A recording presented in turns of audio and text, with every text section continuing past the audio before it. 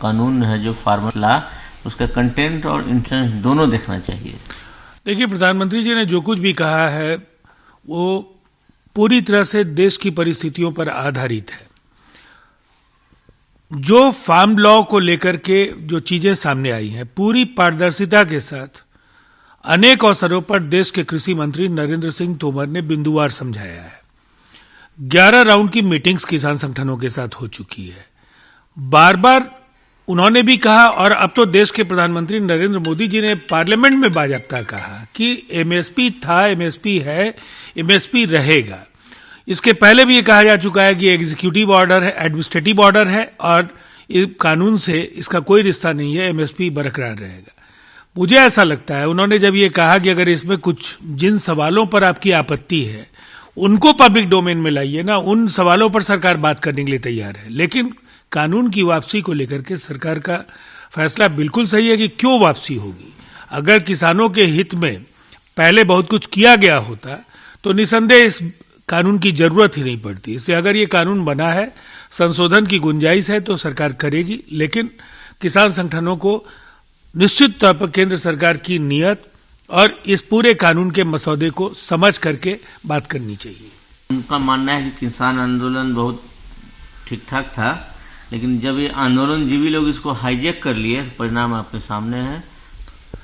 ये एक दुर्भाग्यपूर्ण पक्ष है कि जो संगठन आज इन संगठनों को उकसाने का काम कर रहे हैं, उनका अतीत भी किसान संगठनों को समझना चाहिए।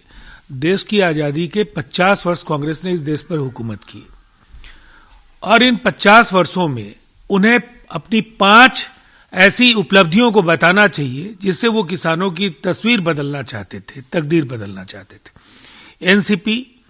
एनसीपी के मंत्री के तौर पर, केंद्रीय कृषि मंत्री के तौर पर शरद पवार जी ने बाकायदा इसमें कई प्रावधानों की हिमायत राज्यों के मुख्यमंत्रियों से बातचीत और उन्हें लिखे पत्र में की थी। कांग्रेस ने अपने घोषणा पत्र में इसकी जानकारी दी थी कि अगर वो सरकार बनाएगी तो फार्म बिल में कई प्रावधानों का वो प्रावधान करेंगे। लेकिन आज अगर ये किसान संगठनों को उकसा रहे हैं तो किसानों को पूछना चाहिए कि आपने आज तक हमारे लिए क्या किया है। प्रधानमंत्री जब भाषण दे रहे थे तो टीएमसी और कांग्रेस वॉकआउट कर गई। देखिए, संसद की गरिमा का निर्वहन सभी पक्षों को करना चाहिए। सत्ता पक्ष के साथ साथ प्रतिपक्ष की भी जवाबदेही है कि जनता की गाढ़ी कमाई से इन सत्रों का संचालन होता है, और वैसी स्थिति में इस मूल्यवान जो सत्र के जो अंश है उसका इस्तेमाल राष्ट्रहित में किया जाना चाहिए। प्रियंका गांधी ने सहारनपुर में किसान महापंचायत में इस कानून को राक्षसी रूप बताया और बोला कि ये किसानों को ले जाएगा।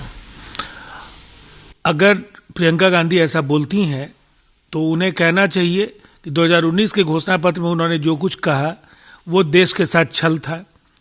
या तो वो कल सही थी या वो आज सही हैं। उन्हें तय करना है कि वो 2019 के घोषणा पत्र के साथ खड़ी हैं या कांग्रेस का आज जो स्टैंड है उसके साथ हैं। वो ममता बनर्जी ने कहा है कि बीजेपी को सत्ता में लाना यानी राइट को सत्ता में लाना, अब आप लोग को चुनना है किसको सत्ता में लाना, दंगाई को लाना है कि सही लोग को लाना है। अब तो 6 वर्ष नरेंद्र मोदी जी के नेतृत्व में एनडीए का शासन देश की जनता देख रही है।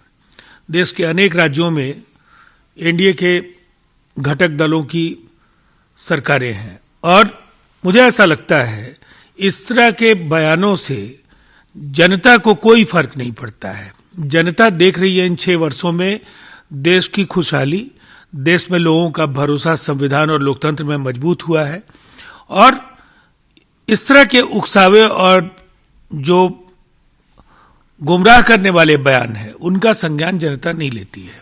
वेस्ट बंगाल के गवर्नर जगदीप धनखड़ ने कहा है कि यहाँ बहुत डर है और इस डर के बारे में आप कुछ बोल नहीं सकते हैं। मैंने इसके बारे में बहुत कुछ बोला है। डर और डेमोक्रेसी एक साथ नहीं चल सकते हैं।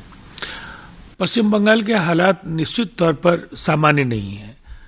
जो लोकप्रियता का ग्राफ है, अगर ममता जी सत्ता में जब आई थी और आज की तुलना करें तो निसंदेह वापसी उनकी आसान नहीं दिखती है, और इसकी वजह साफ है, लोगों का भरोसा ममता जी को लेकर के पहले जैसा नहीं रहा है।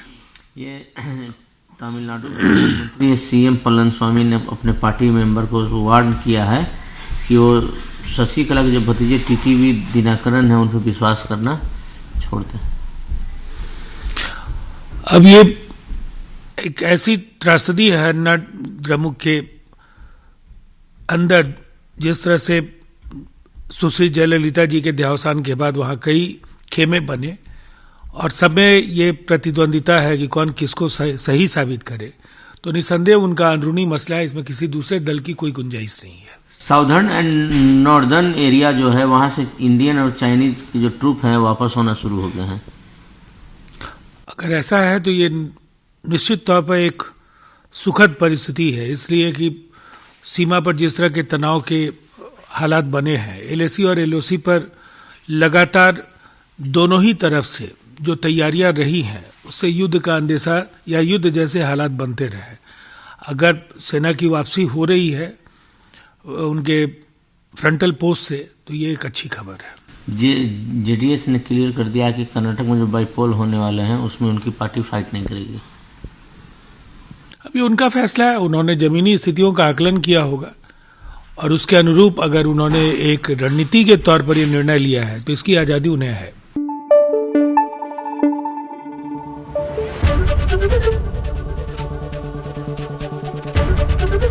एबीपी न्यूज आपको रखे आगे।